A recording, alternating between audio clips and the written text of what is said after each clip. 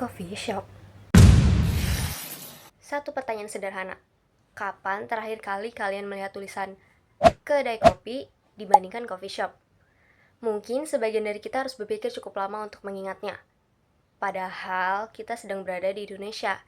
Kita menggunakan bahasa Indonesia setiap hari. Kita belajar bahasa Indonesia sejak kecil. Namun, mengapa ketika berbicara tentang bisnis, promosi, atau ruang publik, bahasa asing justru tampak lebih dominan? Apakah bahasa Indonesia mulai kehilangan tempatnya? Ataukah sebenarnya kita sendiri yang tanpa sadar mulai meninggalkannya? Coba perhatikan sekeliling kita. Saat berjalan di pusat perbelanjaan atau kawasan kuliner, kita dapat menemukan bermacam nama usaha seperti coffee shop, beauty clinic, barber shop, laundry express, hingga fashion store. Kemudian hal yang sama juga terlihat pada iklan yang sering kita jumpai. Seperti apa?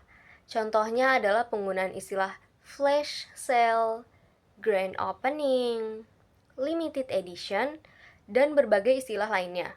Bahkan tidak sedikit produk lokal yang menggunakan nama berbahasa Inggris untuk menarik perhatian konsumen.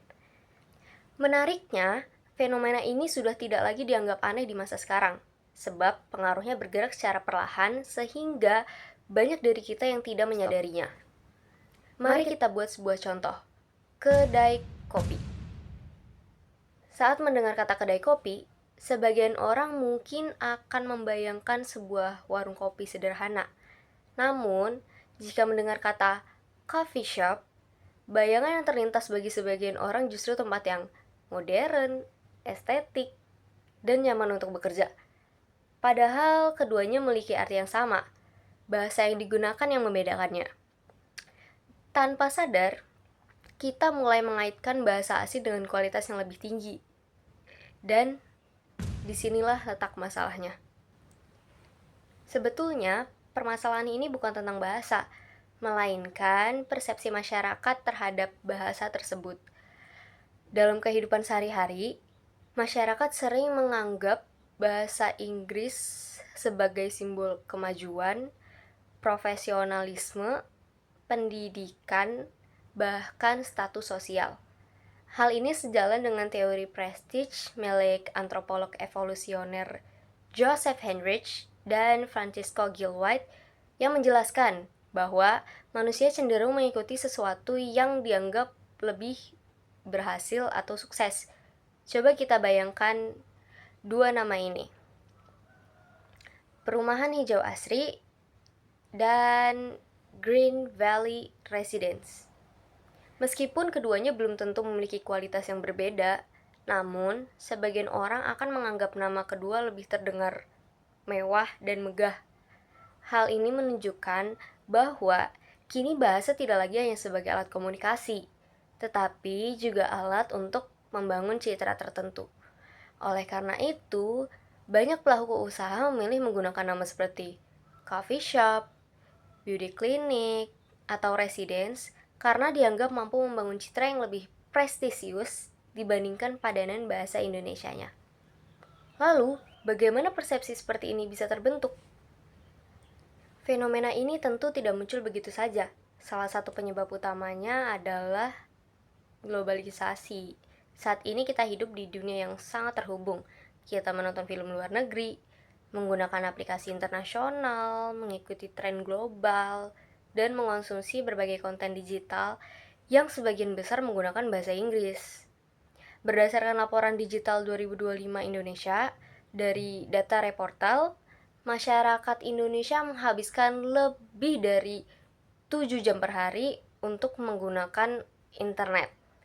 Sebagian besar platform digital yang digunakan berasal dari luar negeri dan menggunakan bahasa Inggris sebagai bahasa utama. Kondisi ini membuat masyarakat semakin akrab dengan istilah-istilah asing dalam kehidupan sehari-hari. Selain itu, perkembangan internet yang semakin masif juga mempercepat penyebaran istilah-istilah tersebut. Lama-kelamaan, istilah tersebut terasa lebih alami dibandingkan padanan bahasa Indonesianya. Selain globalisasi dan internet, dunia bisnis juga memiliki peran besar dalam fenomena ini. Banyak pelaku usaha yang memilih menggunakan istilah asing karena dianggap lebih menarik bagi konsumen. Mereka percaya bahwa penggunaan bahasa Inggris dapat memberikan kesan yang lebih modern dan profesional. Oleh karena itu, tidak heran jika banyak toko, restoran, perumahan, hingga produk lokal menggunakan nama berbahasa Inggris. Ketika kita berjalan di jalanan kota, memasuki pusat perbelanjaan, atau melihat iklan di sosial media, bahasa yang kita temui setiap hari akan membentuk cara pandang kita terhadap suatu bahasa. Jika ruang publik semakin dipenuhi istilah asing, sementara bahasa Indonesia semakin jarang terlihat, maka perlahan-lahan masyarakat dapat menganggap bahwa bahasa asing lebih bernilai dibandingkan bahasa sendiri. Dari sudut pandang pemasaran, strategi ini memang dapat dipahami. Namun, jika dilakukan secara berlebihan, penggunaan bahasa asing dapat menimbulkan dampak yang tidak kita sadari. Salah satu dampak yang cukup mengkhawatirkan adalah semakin jarangnya penggunaan kosakata bahasa Indonesia. Semakin jarang suatu kata digunakan, semakin besar pula kemungkinan kata tersebut untuk dilupakan. Padahal, kekayaan kosakata merupakan salah satu kekuatan sebuah bahasa. Dampak lainnya adalah munculnya anggapan bahwa bahasa Indonesia kurang modern dibandingkan bahasa asing. Pada kenyataannya, bahasa Indonesia terus berkembang dan mampu menyesuaikan diri dengan perubahan zaman. Berbagai istilah baru telah diciptakan untuk mengikuti perkembangan ilmu pengetahuan dan teknologi.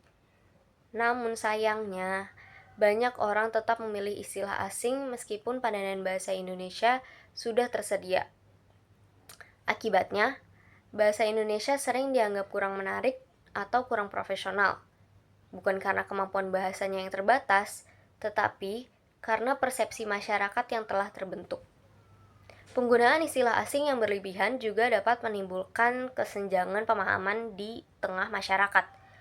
Karena pada kenyataannya, tidak semua orang memiliki kemampuan berbahasa Inggris yang sama. Sebagian masyarakat mungkin dapat memahami istilah asing dengan mudah, tetapi sebagian lainnya dapat mengalami kesulitan. Misalnya, seseorang yang tidak terbiasa dengan bahasa Inggris mungkin tidak langsung memahami arti flash sale, limited edition, atau buy one get one. Padahal, informasi tersebut sebenarnya ditujukan untuk masyarakat luas. Dalam kondisi seperti ini, penggunaan bahasa Indonesia justru dapat membantu menyampaikan pesan secara lebih efektif dan inklusif. Sampai di titik ini mungkin muncul pertanyaan, memangnya salah menggunakan bahasa asing? Jawabannya, tidak. Menguasai bahasa asing merupakan suatu hal yang sangat baik. Bahkan di era globalisasi sekarang, tidak dipungkiri kemampuan berbahasa asing menjadi salah satu kebutuhan bagi setiap orang. Namun, masalahnya bukan tentang penggunaan bahasa asing, tapi masyarakat yang mulai menganggap bahwa bahasa asing lebih tinggi nilainya dibandingkan bahasa sendiri. Menguasai bahasa asing tetap penting di era globalisasi. Dan yang sebenarnya perlu kita lakukan adalah menciptakan keseimbangan antara penggunaan bahasa asing dan bahasa Indonesia. Dengan cara ini, masyarakat kita bisa tetap mengenal istilah internasional tanpa mengabaikan kosakata bahasa Indonesia. Oleh karena itu, tantangan kita bukanlah menolak bahasa asing, melainkan memastikan bahwa bahasa Indonesia tetap memiliki ruang yang layak di negeri tempat bahasa itu lahir dan berkembang. Pada akhirnya, bahasa bukanlah hanya alat komunikasi, tetapi juga bagian dari identitas suatu bangsa. Apa yang kita pilih untuk ditampilkan di ruang publik mencerminkan bagaimana kita memandang bahasa dan budaya kita sendiri. Menggunakan bahasa asing bukanlah suatu kesalahan. Namun, jika suatu saat kita lebih mengenal istilah asing daripada bahasa kita sendiri, maka mungkin kita perlu bertanya kepada diri sendiri. Apakah kita sedang mengikuti perkembangan zaman atau justru mulai melupakan bahasa kita sendiri?